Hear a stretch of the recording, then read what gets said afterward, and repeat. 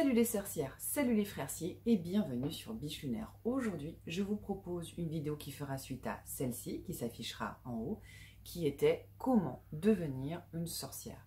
Dans cette vidéo, j'essayais de répondre à la question suivante. Quels sont les signes s'il y en a? Quel est le déclic? Comment peut-on s'autoriser à franchir le pas si on se sent attiré par le monde de la magie et de la sorcellerie? Mais aujourd'hui, j'ai décidé de vous proposer une suite qui sera beaucoup plus concrète, avec des réponses à certaines questions qui seront très fréquentes, avec des astuces. Je souhaite vous donner ici un maximum d'informations et d'outils pour débuter. C'est parti!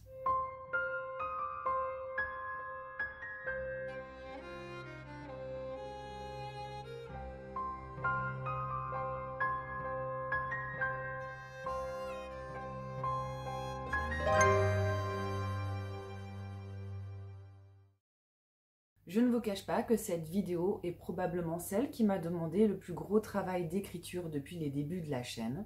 Elle va se dérouler en 4 parties. Première partie, quelques aspects qu'il va vous falloir comprendre, quelques éléments sur lesquels vous allez devoir lâcher prise.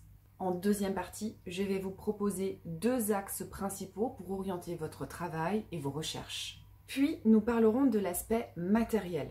Et enfin, je vous proposerai mes 3 livres préférés pour la magie. Première partie, certains aspects qu'il va vous falloir comprendre et sur lesquels vous devrez lâcher prise. Je me rends bien compte quand vous vous tournez vers moi pour me poser cette fameuse question, je crois que je suis attirée par le monde de la magie, par quoi je commence?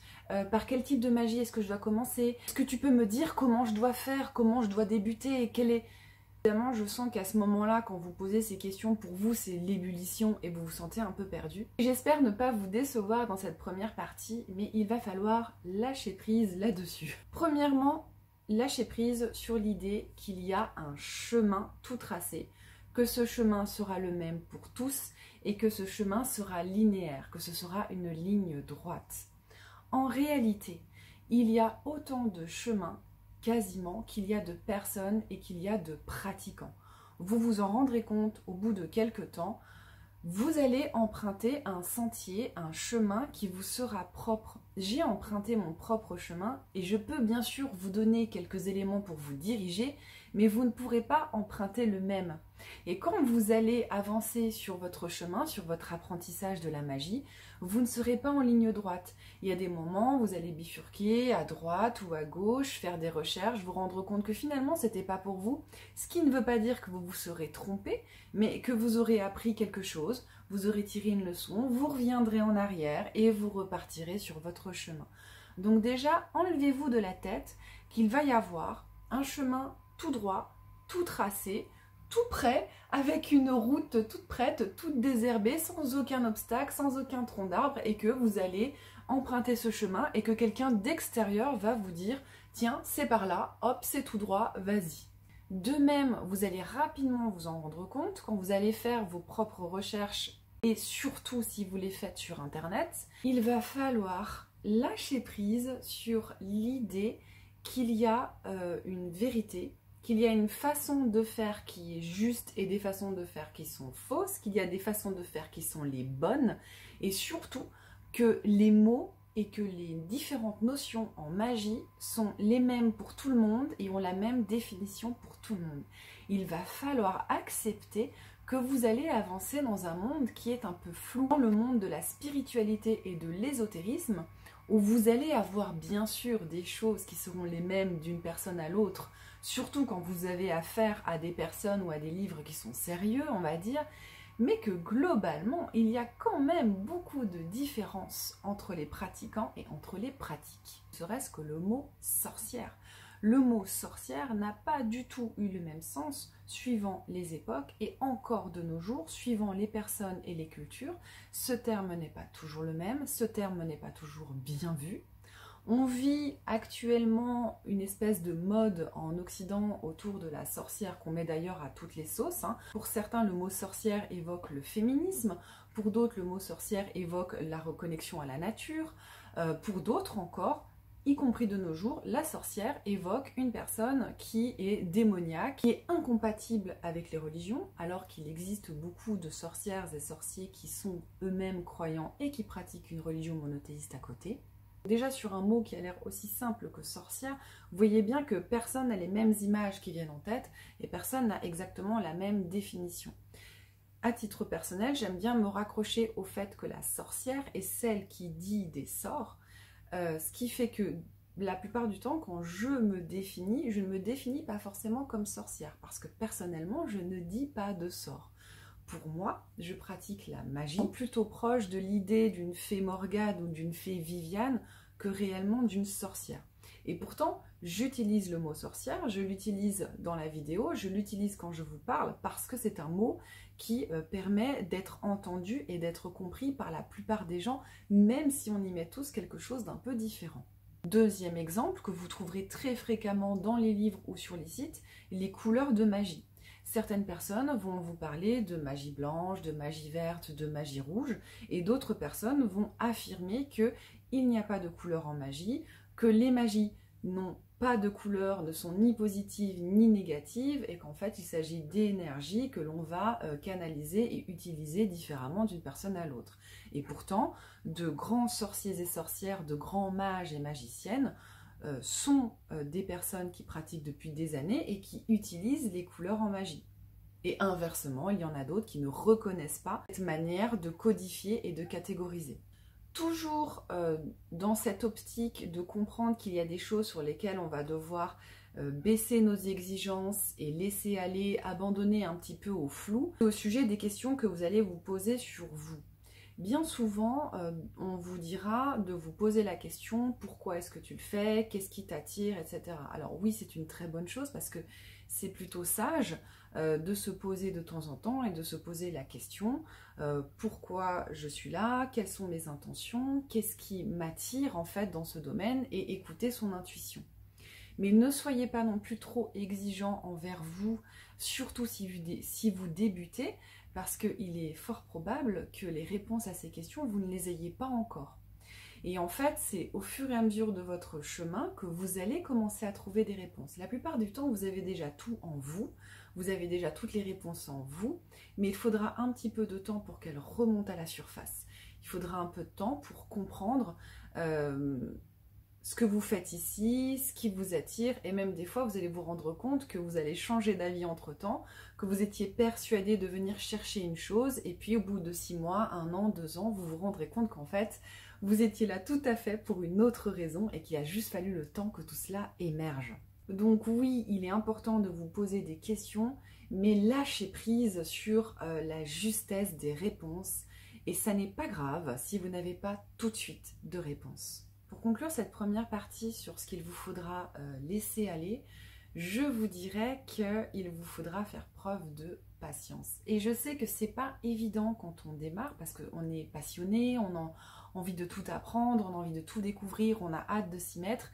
Mais comprenez bien que quand vous vous lancez en fait dans une découverte de vous, de votre spiritualité, une découverte de la magie, vous vous lancez finalement dans une sorte de quête. Et cette quête va vous demander du temps et de la patience. J'ajouterai pour conclure qu'il est très important lors des différentes recherches que vous pourrez faire de toujours tout remettre en question, y compris ce que vous entendez ici de ma part sur cette chaîne.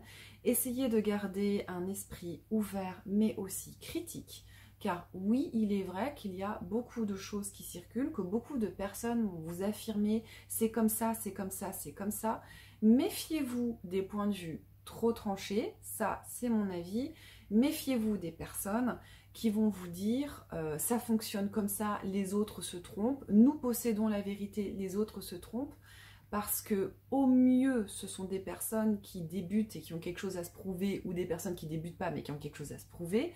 Au pire, vous pourriez vous retrouver dans des dérives un petit peu sectaires, et là je m'adresse tout particulièrement aux personnes qui sont très jeunes, car je sais qu'il y a des personnes très jeunes sur les réseaux sociaux, sur TikTok, sur YouTube. Je sais que c'est pas toujours facile d'en parler à ses parents. Essayez au moins d'en parler à un adulte proche de votre entourage, oncle, tante, professeurs, etc. Et surtout, tournez-vous vers des livres sur le sujet.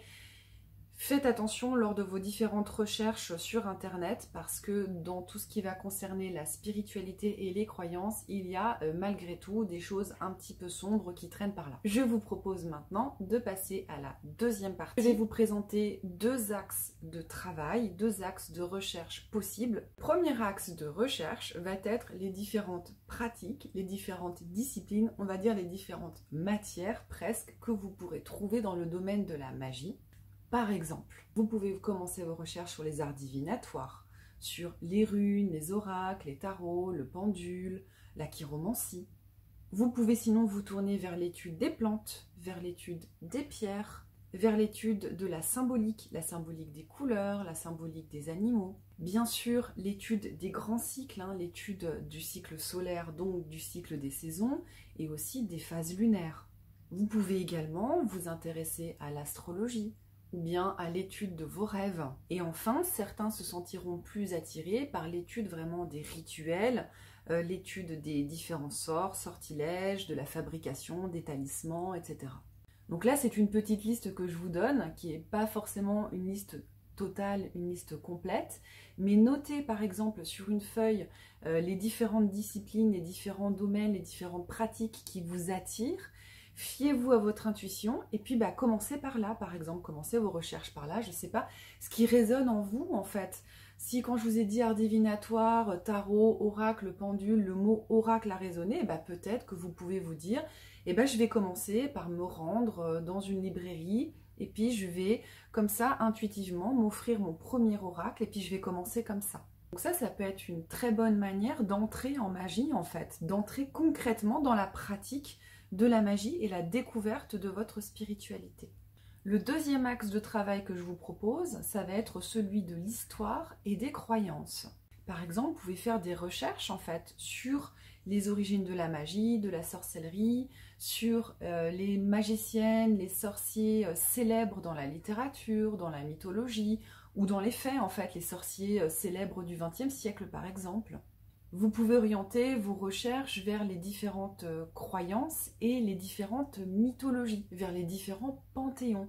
Là aussi, fiez-vous à votre intuition. Les panthéons celtiques plutôt irlandais, les panthéons celtes gaulois, les panthéons germano-scandinaves, gréco-romains, égyptiens, forcément j'en oublie beaucoup. Vous avez bien sûr la possibilité de pratiquer une religion monothéiste avec la magie à côté, si cela est accepté par vos croyances et votre manière de voir les choses. Et évidemment, vous pouvez entamer des recherches sur des formes de magie différentes à travers le monde. Vous renseignez sur la Wicca, vous renseignez sur le vaudou, vous renseignez sur la santeria. Vous avez beaucoup d'options aussi à ce niveau-là pour orienter vos recherches. Donc là, pareil, vous pouvez noter sur une feuille et puis voir ce qui va vous attirer, ce qui résonne en vous, ce qui résonne au niveau de votre intuition. Et là aussi, le mot d'ordre, ça va être la patience. Si on prend comme exemple les druides, on sait que les druides avaient un apprentissage qui durait 20 ans. Parce qu'il faut du temps en fait pour apprendre ces disciplines, pour apprendre ne serait-ce que 2, 3, 4 disciplines qu'on a pu voir tout à l'heure, les voir à fond, il faudra 10 ans, 20 ans, 30 ans, toute une vie presque pour vraiment maîtriser son art. Parce que finalement, la magie, c'est presque une forme d'art. Et quand vous commencez un nouveau sport, un nouvel instrument de musique, vous acceptez en fait de débuter par des petites choses et puis d'apprendre au fur et à mesure, de vous perfectionner au fur et à mesure des années. Et pour la magie, c'est exactement pareil. Et c'est ce que j'essaye toujours de vous faire comprendre au travers des réponses que je peux vous donner. J'imagine bien que des fois, ça doit être assez frustrant pour vous, mais je ne peux pas vous dire « fais comme ça et dans 6 mois, t'es un grand sorcier, une grande sorcière ». Parce qu'en fait, tout ça, ça n'aurait aucun sens de vous répondre. Troisième partie, on va se lancer dans le concret, dans le matériel, dans comment vous allez vous équiper pour commencer la magie ou la sorcellerie. Première chose, il n'y a aucune obligation à posséder un matériel spécifique pour pratiquer la magie ou la sorcellerie. On a de nos jours des listes que vous retrouverez un petit peu les mêmes sur les différents sites qui sont essentiellement des listes de matériel hérité de la Wicca. C'est une codification assez récente au niveau du différent matériel que l'on associe à la sorcière, mais aucun de ces outils magiques n'est indispensable pour pratiquer la magie. Parce que l'outil principal d'un mage, une magicienne, un enchanteur ou une sorcière, vous l'avez déjà en vous. Il s'agit de votre capacité à travailler votre visualisation. La visualisation, c'est l'art de voir en pensée plutôt qu'avec ses yeux, si je devais expliquer comme ça de manière très rapide. Il est tout à fait possible de visualiser vos rituels, de visualiser vos sortilèges, vos sorts, de visualiser les éléments. Vous allez créer votre cercle de protection en visualisation, vous allez visualiser un chaudron, des ingrédients, des plantes. En fait, vous pourriez n'avoir besoin d'aucun outil magique en utilisant 100% la visualisation. Donc déjà, première chose, cette technique vous permettra de travailler partout sans avoir d'outils spécifiques. Néanmoins, si vous souhaitez faire l'acquisition de quelques outils, voici mes astuces. Premièrement, faire avec ce que vous possédez déjà. Alors là, il est bien encombré, mais je vais vous prendre l'exemple de mon chaudron.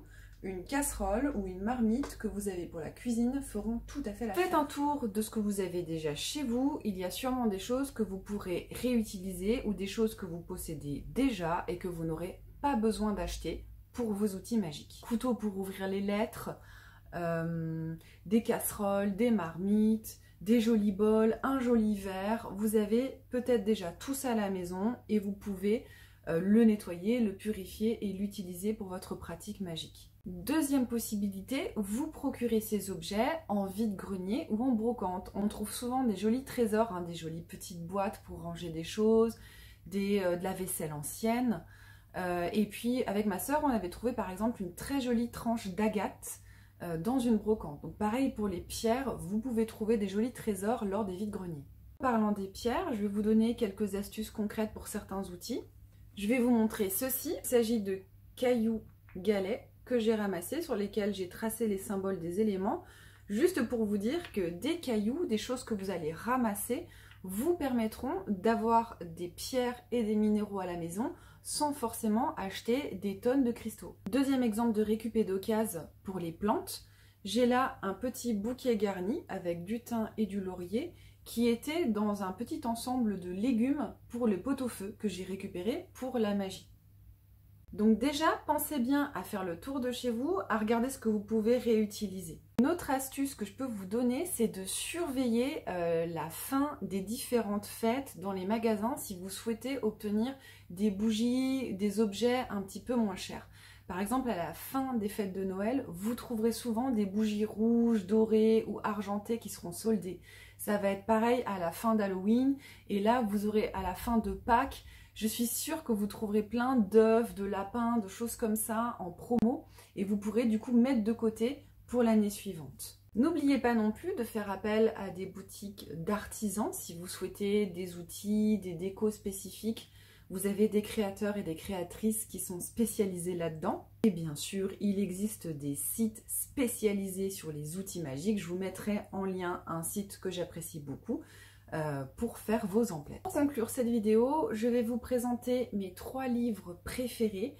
Alors, ce sont les livres qui m'ont le plus apporté et dont je me sers le plus souvent dans ma pratique, c'est-à-dire que de manière quasi hebdomadaire, surtout pour le deuxième, je vais en avoir besoin à un moment ou à un autre pour préparer une vidéo, pour préparer un hôtel, pour me remettre dans un rituel, dans un sabbat, pour clarifier un petit truc sur une planète, sur un encens. Bref, je vais vous présenter tout ça tout de suite. Le premier ouvrage, c'est celui-ci, l'Almanach des sorcières aux éditions Contredire, écrit par Opakiona Blackwood.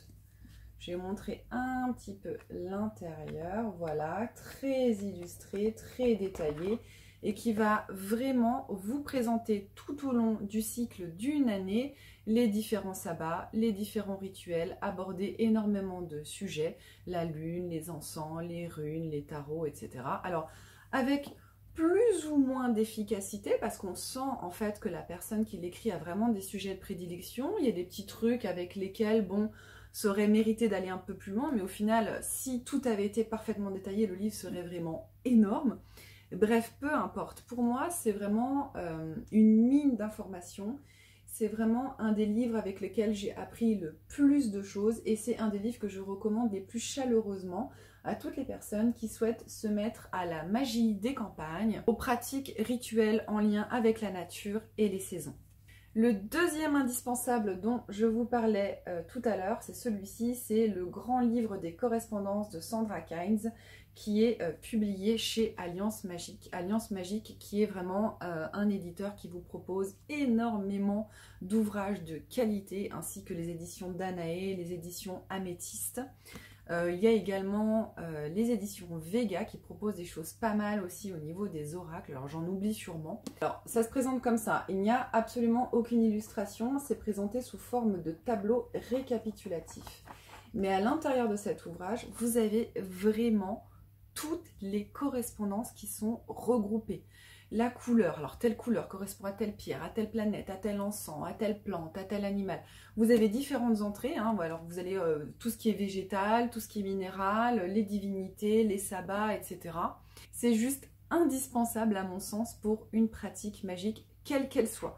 Que vous soyez plutôt orienté vers le paganisme, vers la Wicca, vers une sorcellerie détachée de tout cela, à un moment ou à un autre, vous trouverez votre compte dans cet ouvrage. Troisième indispensable selon moi, c'est celui-ci, le calendrier lunaire, qui est en auto-édition, calendrier lunaire diffusion. C'est un livre qui se présente comme ceci, voilà. Alors à la base, c'est fait pour les personnes qui jardinent, mais pas que, il y a un petit peu de santé, un petit peu de soins du corps. On vous explique au départ tout le fonctionnement de la Lune d'un point de vue astronomique, et ensuite à la fin, vous allez avoir toutes les phases lunaires mois par mois. Et moi, c'est avec ça que c'est de ça dont je me sers pour préparer la newsletter sur la nouvelle et la pleine lune. Tout mon travail lunaire, toute ma magie lunaire va être basée grandement sur ce petit livre, donc que je rachète tous les ans. Hein. Voilà. N'oubliez pas de persévérer, de rester patient et patiente, de vous renseigner un maximum. Je vous dirais personnellement, surtout dans les livres, parce que sur internet, c'est pas qu'il y a que des bêtises, il y a des choses de très grande qualité sur internet et sur les réseaux sociaux. Mais au niveau des articles, je trouve que souvent il y a des choses qui sont recopiées d'un article à un autre. Voilà, j'espère vraiment vous avoir apporté quelque chose, avoir un petit peu défriché le terrain, vous avoir apporté quelques pistes concrètes de réflexion, quelques astuces concrètes pour démarrer votre quête vers la découverte de la magie. Je vous dis à très vite sur mon site, sur la boutique Manoir du Raptor, sur Instagram, sur TikTok, où vous voulez, et bisous.